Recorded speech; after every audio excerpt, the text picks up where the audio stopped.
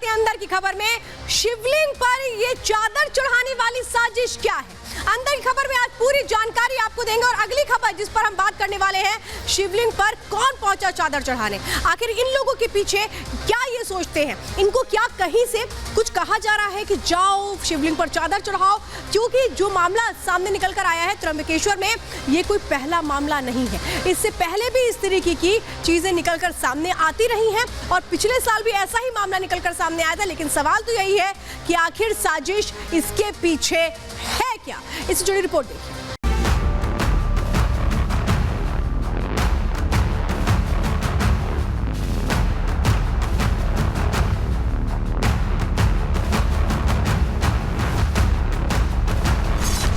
त्र्यंबकेश्वर में हरी चादर वाली साजिश,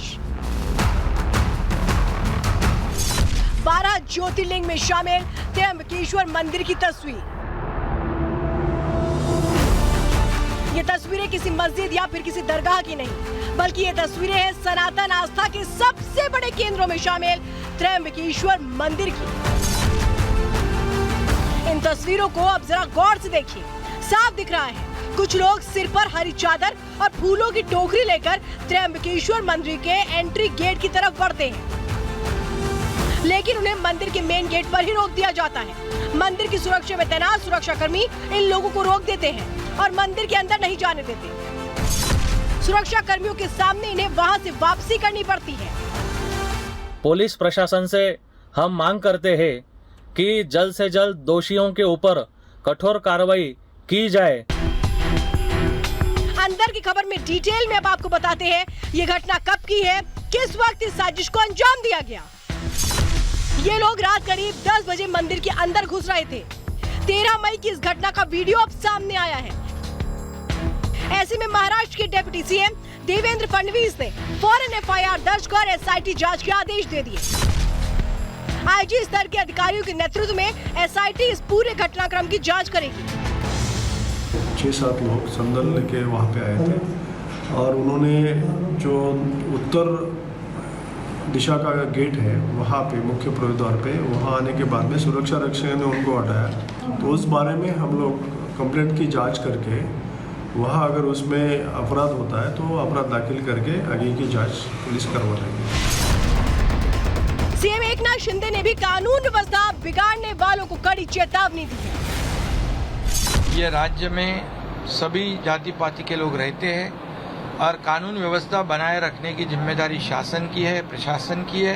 कहीं पर भी जातीय तनाव न निर्माण हो, इसलिए सभी समाज के लोगों ने आगे बढ़कर सहयोग करने की आवश्यकता है। कानून व्यवस्था बनाए, शांतता बनाए रखने की आवश्यकता है। क्योंकि सवाल उठ रहे हैं, इन लोगों की मंशा क्या थी? मंदिर में हरी चादर का क्या काम था? शिवलिंग पर चादर चढ़ाने की कोशिश क्यों की गई? हरी चादर वाली साजिश के पीछे कौन है? ये सवाल इसलिए क्योंकि ये कोई पहली बार नहीं जब त्र्यंबकेश्वर मंदिर में ऐसी साजिश रची गई है। पिछले साल भी यहाँ ऐसी ही घटना सामने आई थी। ऐसे में सनातन के खिलाफ साजिश का नया चैप्टर खुल गया है, तो सियासत करने वाले भी मैदान में हैं। अभी त्र्यंबकेश्वर नहीं है, अभी तो भीमाशंकर के चोटी के पर भी चढ़ाया जाएगा किसी को तो भी। तो ये महाविकास आघाड़ी के नेता जानबूझकर ऐसे त्र्यंबकेश्वर को लेकर, भीमाशंकर जी को लेकर ये जो बातें करते हैं और इस वजह से एक समाज को, एक समुदाय को जिस प्रकार से प्रोत्साहन मिलता है, उस वजह से ही यहाँ महाराष्ट्र में अशांत वातावरण हो रहा है। इसके लिए वही जवाबदार रहेंगे। ये कितने लोग हैं, इनके पीछे क्या षड्यंत्र है, इनके पीछे कौन लोग हैं, SIT द्वारा ही जांच की जाए। गैर हिंदुओं को इस पवित्र स्थान के जितने भी लोग जो आजू बाजू बसे हुए हैं, इनलीगल या लीगल जो भी है, उनको वहां से हटाओ। तो इस वक्त हम मौजूद हैं नासिक में त्र्यंबकेश्वर महादेव के इस परिसर में। त्र्यंबकेश्वर महादेव के दर्शन करने के लिए कोई भी आ सकता है। बाबा का दरबार सबके लिए खुला होता है।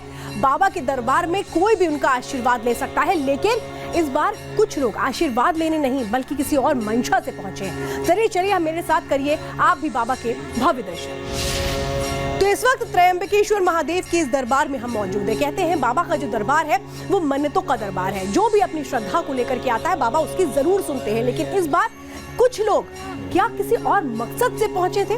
इनका मकसद क्या था? चलिए जरा पहले चलते हैं सीधे बाबा के दरबार। तो देखिए बाबा का ये दरबार है, यहाँ पर हजारों की संख्या में श्रद्धालु आते हैं। कहते हैं 24 महीने यहाँ पर भक्तों का तांता लगा रहता है। लेकिन कुछ लोग कैसे यहाँ पर एक माहौल खराब करने की मंशा लिए आए थे। वो यहाँ पर बाबा को चादर चढ़ाने की मंशा लिए आए थे। आप सोचिए 12 ज्योतिर्लिंगों में से एक है त्र्यंबकेश्वर महादेव का ये दरबार। आप ये यहाँ पर सिर्फ और सिर्फ शिवलिंग नहीं है बल्कि ब्रह्मा विष्णु महेश विराजमान है।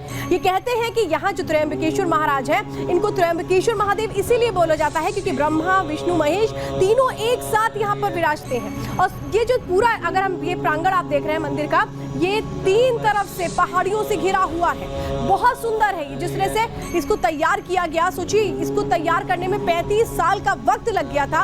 और आप ये समझिए चारों तरफ से अगर हम देखें तो यहाँ पर भक्त ना सिर्फ बाबा के दर्शन करते हैं बल्कि अगर हम खास तौर पे ये देखें कि कैसे ये तैयार किया गया था, उसमें भी एक बहुत अलग और अद्भुत अनुभव हमें नजर आता है। तो ब्रह्मागिरी हो, नीलगिरी हो, कालगिरी हो, ये वो पहाड़ियां हैं जिनसे ये पूरा का पूरा महादेव का परिसर घिरा हुआ है। ये स्वयंभू महाराज है, इनके लिए कहा जाता है ये स्वयंभू महाराज है, यानी कि स्वयं प्रकट हुए हैं जिनके दर्शनों के लिए भक्तों का तांता लगता है। लेकिन जिस तरीके से कुछ लोग जिन्हें गिरफ्तार किया गया वो यहीं पर महादेव को चादर चढ़ाने के लिए आए थे। अब क्या इनकी मंशा जबरदस्ती एक माहौल खराब करने की थी? लेकिन ये कोशिश सिर्फ और सिर्फ इस साल नहीं हुई है बल्कि पिछले साल भी ऐसी ही कुछ कोशिशें की गई थी। लेकिन यही तो फिर बात है कि क्या कुछ लोग जानबूझ के आस्था को चोट पहुंचाने की कोशिश कर रहे हैं? आखिर कौन है ये? इनका पर्दाफाश होना भी बेहद जरूरी है।